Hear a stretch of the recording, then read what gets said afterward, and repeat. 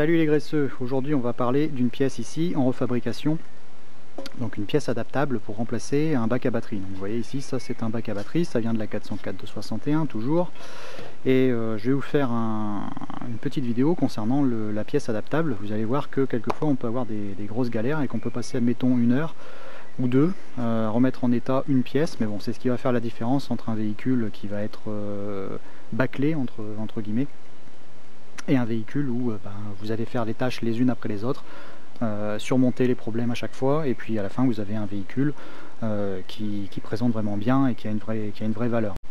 Voilà, donc ce qu'on a ici, c'est l'ancien bac à batterie de 1961. Vous voyez, il est complètement rongé, il a été complètement attaqué ici, et vous avez un trou ici pour l'évacuation en cas de fuite au niveau de la batterie.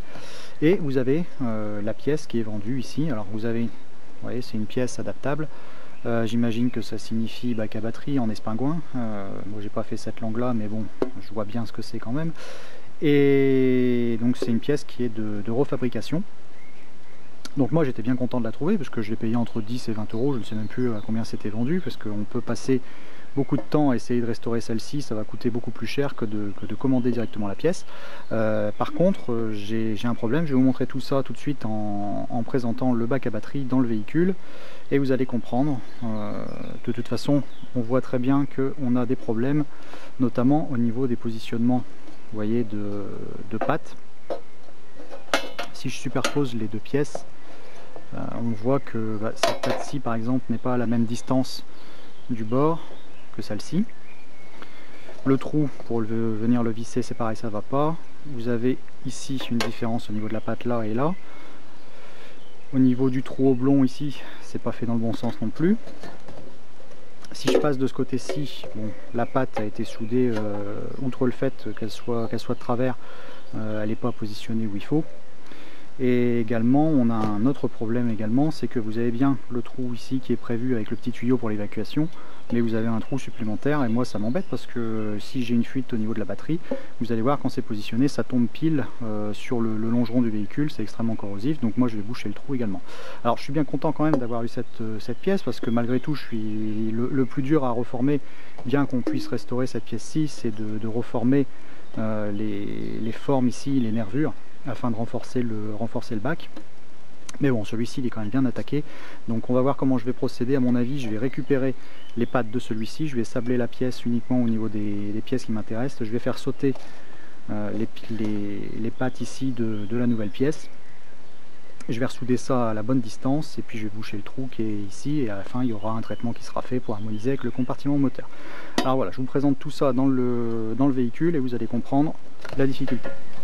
Voilà, donc on se trouve dans le compartiment moteur. Je vais vous montrer en positionnant l'ancienne pièce, vous allez bien comprendre à quoi ça ressemble. Donc elle va venir se loger ici. Ici on a des appuis un petit peu plus haut pour venir coller la batterie contre le compartiment. Donc vous voyez, la pièce d'origine elle se positionne vraiment bien. On est nickel au niveau des trous ici de verrouillage, il y en a 3, 1, 2, 3 ici.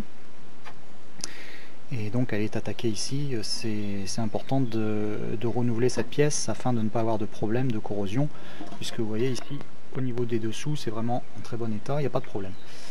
Et on va positionner la nouvelle pièce. Voilà, vous voyez, je vais venir, alors déjà j'essaye de venir là faire coïncider, il n'y a rien qui va, que ce soit celui-ci, celui-là ou celui-là, il n'y a rien qui est bon. À la limite je vais essayer de jouer, venir le plaquer un davantage, mais bon, ça m'intéresse pas, c'est pas bon.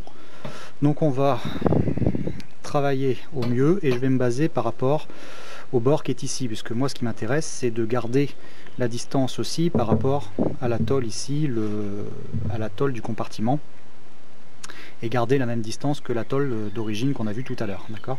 Donc je vais me positionner et mesurer par rapport à tout ça. On va découper les anciennes, les pattes, et on va recommencer tout ça. Voilà. Et je vais boucher également ce trou, parce que vous voyez, si je le bouge pas et que ça fuit, ça va venir ici au niveau des supports. Là on a un bras de suspension juste en dessous. Ça m'intéresse pas de venir corroder cette pièce qui est en super état. Donc on y va, j'attaque ça tout de suite. Alors voilà, on reprend du fait, j'ai toujours mes deux pièces sous les yeux. Alors je vais faire une chose, c'est vous montrer la différence même au niveau de largeur et des longueurs. Vous voyez ici on est à 18,2 D'accord. Si je prends celui-ci, on est quasiment pareil, il y a un petit millimètre en plus. Et si je prends la longueur, alors on va le prendre au milieu ici, vous voyez on est à 28, quasiment 28,5, entre 28,4 et 28,5. Et si je prends la pièce d'origine, on est plutôt à 28, tout pile. D'accord. Donc ce qui va être important de faire pour avoir un bon montage, c'est de se baser par rapport à un seul point. Donc moi je vais prendre le point qui est ici, et je vais prendre mes mesures par rapport à ce bord ici. D'accord. Donc la meilleure des choses pour faire ça, c'est le petit schéma comme celui-ci. D'accord. Donc vous avez la distance ici qui a été prise. Donc j'ai 8 cm,3, en bas j'ai 1,5 et j'ai 12,5. D'accord. Donc ça c'est un dessin qu'on fait vraiment très rapidement afin de se souvenir. Et puis je vais prendre 2-3 photos de l'ancien bac, notamment pour savoir le positionnement ici au niveau des pattes, les formes, parce qu'une fois que ça sera découpé, je suis pas certain de me souvenir. On peut oublier très vite. Voilà, donc je fais ça et je passe tout de suite à la découpe des deux côtés. Voilà, donc vous savez comment se servir d'une disqueuse, donc je vous montre rien. Par contre, ce que j'ai fait, donc j'ai récupéré les anciennes pattes. Alors la différence par rapport à celle-ci, vous voyez ça qui viennent de la nouvelle pièce, c'est que celle-ci était assemblée par un petit cordon de soudure, celle-ci était soudée par point. Vous voyez, donc je vous mettrai une petite photo. Donc le problème, c'est que pour dessouder ce genre de choses, les récupérer, il faut découper l'ancienne pièce et après on vient disquer et supprimer l'épaisseur, ici en l'occurrence du bac en lui-même, afin de récupérer la pièce. D'accord. Voilà, donc ça a été récupéré, les trois, elles ont été décapées grossièrement, ça sera suffisant pour les souder. Et sur le bac d'origine, j'ai fait sauter donc les anciennes fixations ici. On en a profité pour blanchir ici au niveau du métal, c'est important pour avoir une bonne soudure. Voilà, donc tout est prêt, maintenant j'ai plus qu'à venir positionner et j'ai numéroté mes pièces, donc 1, 2, 3 par rapport au point qui m'intéresse, en partant de la plus près jusqu'à celle qui est la plus éloignée. D'accord. Donc 1, 2, 3. Donc le 1 ici, qu'on va positionner à 1,5 cm, celle-ci on doit la positionner à 12,5. Donc on va faire ça, je vais faire mes marques et je vais passer avec des petits points de soudure. Et ce que j'ai fait également dans l'ancienne pâte, j'ai récupéré un petit pion ici qui va me permettre de venir se loger là afin de boucher le trou. Donc je l'ai fait dans le même métal afin d'avoir la même épaisseur. Donc on va faire ça et j'en profiterai également, c'est pour donner un petit coup de forêt ici. On va fraiser parce que vous voyez au niveau du trou, on a un trou qui est simplement perforé. Celui-ci, il est un petit peu mieux formé, il est fraisé. Donc on va faire un petit peu la même chose, on va essayer de récupérer la même forme. Donc vous voyez, ça peut devenir, on peut pousser jusque dans ces modifications. Donc on va faire ça tout de suite. Moi je vais prendre mes mesures et puis je vais juste présenter mes petits points. Bon, alors tu vois, j'ai juste fait 2-3 points de soudure à chaque fois afin de vérifier mon positionnement. Et là on va présenter la pièce. Alors ça se présente déjà beaucoup mieux. Donc là on est bon, ici on est bon, là-bas, ouais, pas de problème, là-bas aussi, on a une bonne distance et également par rapport au moteur ici, ça va être nickel. Voilà, donc au serrage, ça va bien se présenter. Avant d'aller plus loin, je vais faire toutes mes soudures. Voilà, donc ici par exemple, on voit bien, donc là il y a juste un petit point là, qui me permettait de vérifier. Jamais souder à fond avant d'avoir bien présenté et puis d'être certain que c'est bien positionné au bon endroit. Donc on va faire des belles soudures un petit peu tout partout, on va utiliser le MIG, ça sera suffisant. Je vais boucher le trou, fraiser et puis on passera à la mise en peinture, protection et on montera la pièce.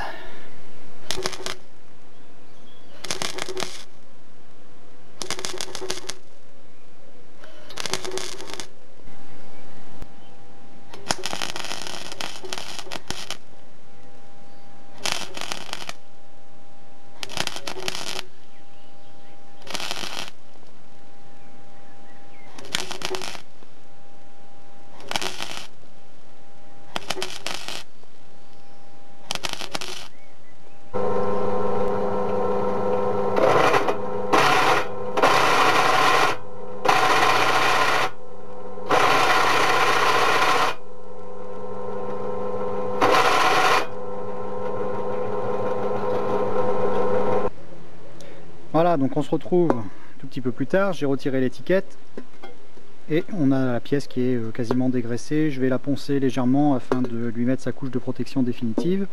Alors donc vous voyez ici au niveau des pattes, tout a été entièrement soudé, on est bien tout partout, là vous pouvez y aller comme un ours, ça bougera pas au serrage. On a fraisé ici afin d'avoir un bon écoulement si jamais on a de l'acide de batterie qui vient couler dans le bac, et puis on a bouché le trou. Alors je sais pas si vous allez encore, bon normalement par transparence on arrive encore à voir à quel endroit c'était situé, mais bon on est parfaitement lisse, on le voit un petit peu plus de l'autre côté.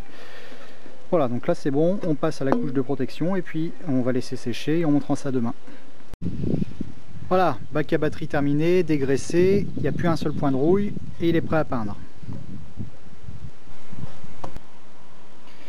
Voilà, donc ma plaque est peinte et elle est en place. Donc là, voilà, on ne voit aucune différence par rapport à une pièce d'origine, hein. Il y a eu un petit peu de travail et tout ça, mais vous voyez, avec un poste à souder et puis un petit peu de temps et surtout un petit peu de goût, on arrive à récupérer des montages qui sont quasiment comme d'origine. Donc voilà, j'ai vraiment mon intervalle ici par rapport à la cloison qui est bien respecté. Je suis bien en face au niveau de mes fixations. Voilà, je suis assez content de moi, donc vous voyez, avec très peu de choses, on peut réussir à faire pas mal. A plus les graisseux.